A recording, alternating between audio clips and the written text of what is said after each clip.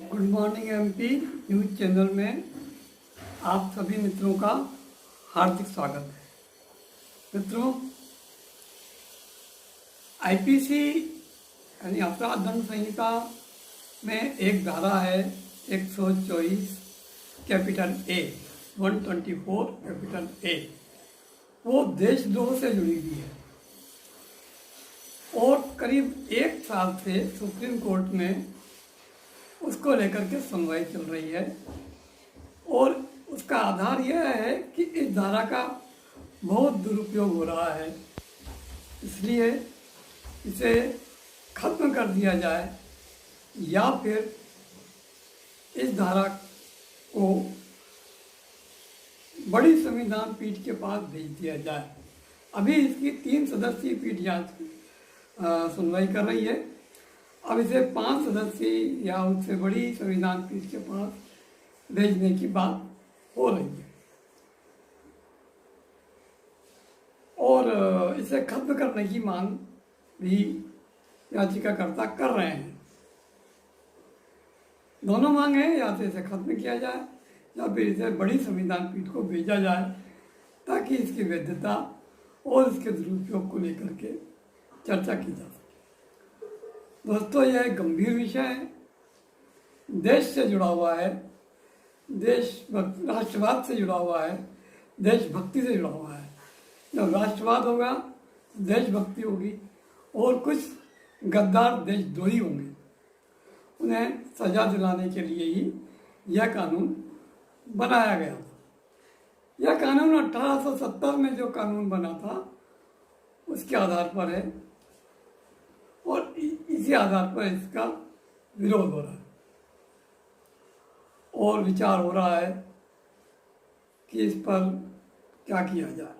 दोस्तों, इस वीडियो में इस विषय पर हम व्यापक विचार करेंगे।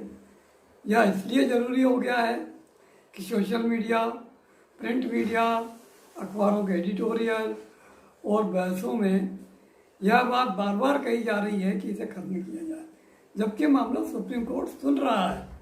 अगली सुनवाई की तारीख लग चुकी है, गवर्नमेंट ऑफ इंडिया उसमें हलफनामा दाखिल कर चुकी है, पर उसे न्यायालय को प्रभावित करने वाली कार्रवाई नहीं माना जा रहा और जो इसके पक्ष में है वो इस पर बहस से बच रहे हैं कि कहीं ऐसा ना हो कि यह न्यायालय की कार्रवाई को प्रभावित करने वाली बात हो जाए। पर एक न्याय बुद्धि के आधार पर न्यायालयीन कार्रवाई हो चाहे न्याय का फैसला हो, उस पर बात की जा सकती है और अदालत ने हमेशा उसको प्रोत्साहित किया है, कभी उसको अपनी अवमानना या ऐसा कुछ नहीं माना है जब तक कोई अपवाद या बड़ी बात ना हो। इसलिए हम भी इस पर विचार करना चाहते हैं, पर इसके पूर्व मैं आपसे आग्रह करता हूँ, निवेदन करता हूँ कि मेरे YouTube channel good morning MP को आप सभी मित्रों का, शुभ चिंतकों का आशीर्वाद और सहयोग है और हम सारी कमजोरियों के बावजूद इसको आगे बढ़ाने का प्रयास कर रहे हैं, इसे सुधारने का प्रयास कर रहे हैं। आपकी हौसला अफजाई जरूरी है, आपका उत्साहवर्धन जरूरी है, इसलिए आप इसको सब्सक्राइब करें और इसको लाइक करें, बेल आइकन की घंटी दबा दें ताकि आपको नोटिफिकेशन मिलते रहें। मित्रों, आप असहमत हो तो भी इसको सब्सक्राइब और लाइक करें, क्योंकि यह लोकतंत्र में स्वस्थ बहस एक अनिवार्य आवश्यकता है। अब चलिए हम इस पर विचार करते हैं। दोस्तों, 124 कैपिटल ए जो धारा है वो अंग्रेजों के समय की है और इसका आधार जो है 1870 का अंग्रेजों का बनाया कानून है, जिस कानून के तहत हमने बड़े बड़े हमारे देशभक्त लोग थे आज़ादी की लड़ाई में, उन्हें सजाएं मिली और आज़ादी की लड़ाई का दमन में इसका उपयोग हुआ। इसलिए ये कहा जा रहा है कि इसे हटा दिया जाए। हालांकि इसमें सुधार हुए हैं, नया कानून बना हुआ है पर फिर भी इसे अंग्रेजों के समय का कानून बना करके हटाने की मांग की जा रही है। और इसके दुरुपयोग को देखते हुए यह कहा जा रहा है कि इसे बड़ी संविधान पीठ को भेजा जाए ताकि इस पर विस्तृत विचार विमर्श हो। भारत सरकार ने इसका विरोध किया है। जो याचिकाकर्ता है उनका तर्क है कि इस धारा में जो वृद्धि है वो मामलों की बहुत ज़्यादा है।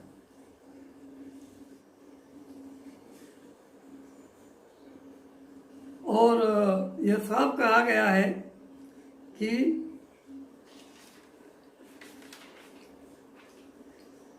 2016 से लिया है कि 2016 से 2020 तक इस धारा के तहत जो देशद्रोह के मामले दर्ज किए गए, उसके पहले भी बहुत सारे हुए थे।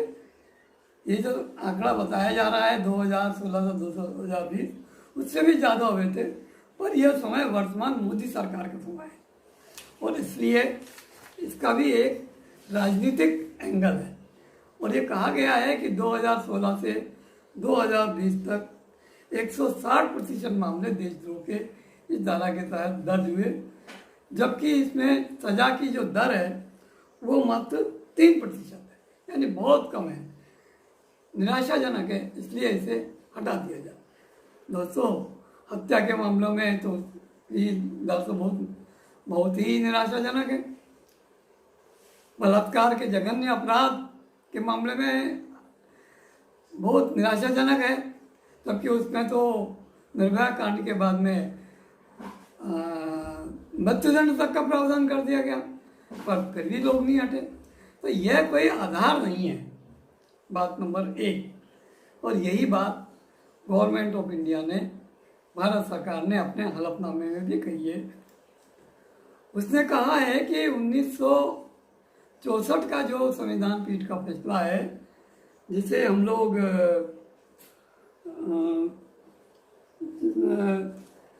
जानते हैं 1962 का, उसका कि ये मामला तब संविधान पीठ ने कहा था कि जितने भी प्रकार के मौलिक अधिकार हैं सब पर यह खरा उतर रहा है, चाहे निजता का, चाहे अपना अभिव्यक्ति की स्वतंत्रता हो, धार्मिक स्वतंत्रता हो, आदि आदि। पर उसके बाद में भी उसको संवैधानिक आधार पर ठीक ठहराया गया और इसका जो प्रतिरोध किया था उसको दरकिनार कर दिया गया। उसके बाद में भी इसका उपयोग होता रहा है, तो अदालतों ने समय समय पे इसमें कुछ बंधन लगाए हैं।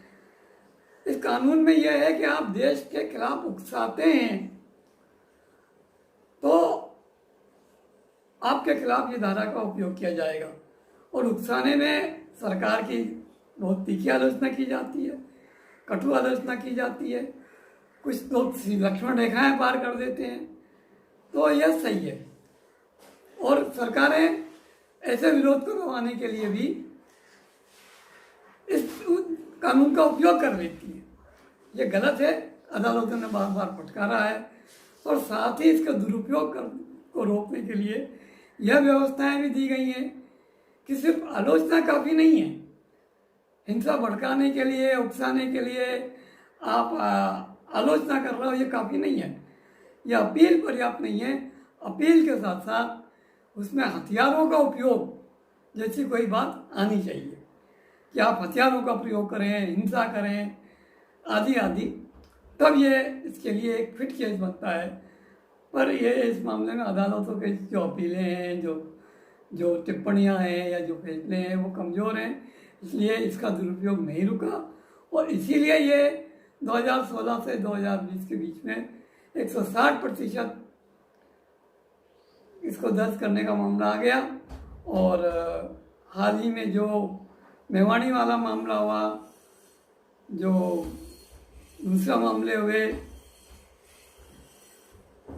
महाराष्ट्र का, जिसमें सरकार को फटकार लगी, नवनीत राणा वाला, मेवाड़ी वाला, इसमें सरकार को फटकार लगी और मामले को हटाया गया। उसके बाद में सरकार सुधरती नहीं है। इसलिए भारत सरकार ने ये कहा है it is a good law, अच्छा कानून है, संवैधानिक है, पर इसका मात्र दुरुपयोग के आधार पर नहीं तो हटा दिया जाए, ना इसको रिकंसिडर करने के लिए कहा जाए, बड़ी पीठ को भेजा जाए, क्योंकि बड़ी पीठ को भेजने से यह समस्या हल नहीं होगी, यह संवैधानिक है। इस समस्या का समाधान यह है कि दुरुपयोग को रोकने के लिए अदालत निर्देश दे, संसद में कानून बने, अदालत निर्देश दें और इसका दुरुपयोग रोका जाए। कोई कानून का दुरुपयोग हो तो उसको हटा दिया जाए, यह सही नहीं है। यह बात बिल्कुल जायज़ है, पूरी तरह सही है, और हम भी इसलिए अपना मत व्यक्त कर रहे हैं कि हम कोई अदालत को प्रभावित नहीं कर रहे हैं। एक न्यायिक समीक्षा की बात है। जब बहस इसको बड़े बड़े जज, बड़े बड़े वकील और बड़े बड़े पत्रकार अपनी अपनी बहसों में उसको हटाने की औचित्य सिद्ध करते हैं, तो हमारा भी ये अधिकार है कि हम इसको नहीं हटाने के बाद भी सिद्ध करें। और हम बस नहीं कहना चाहते हैं कि अदालत फिलहाल इसको का दुरुपयोग रोकने के लिए कुछ मार्गदर्शी सिद्धांत तय करे, कुछ मापदंड तय करे, उसके आधार पर इसका उपयोग हो ताकि दुरुपयोग रोका जा सके। इसे बड़ी पीठ को नहीं भेजा जाए, क्योंकि बड़ी पीठ को भेजने का मतलब है कि आप जानते हैं कि सुप्रीम कोर्ट से लेकर के और नीचे के कोर्ट तक किस प्रकार से मामले मंथर गति से, कछुआ चाल से चलते हैं, और इससे एक लंबे समय तक अटक जाएगा। और जैसा कि अदालतों में अक्सर देखा गया है कि स्थगन फटाफट हो जाता है। अब अगर मान लो इसको आपने बड़ी पीठ को भेज दिया तो स्थगन की मांग उठेगी, और फिर अगर मान लो अदालत ने स्थगन दे दिया, जैसा कि अदालत कहती है, न्याय का एक मापदंड अदालतों के फैसलों से बना है, उससे कि जमानत भी जल्दी मिलती है और स्थगन भी एक तरह का अधिकार जैसा मान लिया गया है और वो दे दिया जाता है, और उसके बाद में वो हटने में सालों लग जाते हैं, तो मामला लटक जाता है। यह देश का मामला है, यह राष्ट्र का मामला है, ये देश की ज़रूरत का मामला है, जैसा सरकार ने कहा है और जैसा हम कह रहे हैं, ये देशभक्ति का मामला है।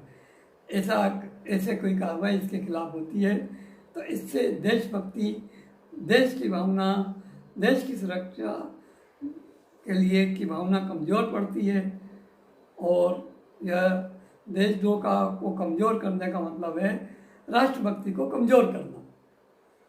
नहीं, देशद्रोह को मजबूत हटा दिया जाए तो देशद्रोह के प्रति भावना मजबूत होगी और देशभक्ति के प्रति भावना कमज़ोर होगी, ऐसा हमारा मानना है। इसलिए हम इसको हटाने का विरोध कर रहे हैं और एक सोशल मीडिया में, सोशल मंच पे कर रहे हैं, पूरी ईमानदारी से और यथासंभव निष्पक्षता से कर रहे हैं। अपने अधिकार का, अभिव्यक्ति की आज़ादी का उपयोग करते हुए कर रहे हैं, अपनी सीमा में रहते हुए कर रहे हैं। इसलिए हमारी बात भी सुनी जानी चाहिए, और हम बाकी लोगों से भी कहते हैं आप भी अपनी न्याय बुद्धि का प्रयोग करें और उसी प्रकार से बहस करें जिस प्रकार से इसके खिलाफ की जा रही है। हमें क्यों पीछे रहना चाहिए, ये मेरा सवाल है। इस वीडियो में मैं इतना ही कहता हूँ, और इस मामले में जो भी नए डेवलपमेंट आएंगे उस पर हम और भी वीडियो बनाएंगे, आपको समय समय पर जानकारी देते रहेंगे। पर जाते जाते मैं एक बात फिर कहता हूँ कि आप इस वीडियो को लाइक करें, सब्सक्राइब करें, बेल आइकन की घंटी दबाएं और हमारा हौसला बढ़ाएं। मित्रों, हम लोग तकनीकी रूप से काफ़ी कमज़ोर हैं, और भी कमज़ोरियाँ हैं, पर हमारे हौसले बुलंद हैं। इसको बुलंद बनाए रखने में आपका सहयोग आवश्यक है, इसलिए आप सहयोग करें और लाइक सब्सक्राइब जरूर कर दें, ताकि YouTube पर हमारी ज़िंदगी लंबी चले। बड़ी उम्र की कामना करें और लाइक और सब्सक्राइब करें। इसी के साथ में हम आपको धन्यवाद कहते हैं, अलविदा कहते हैं। अगले वीडियो में फिर मिलेंगे। धन्यवाद। जय हिंद।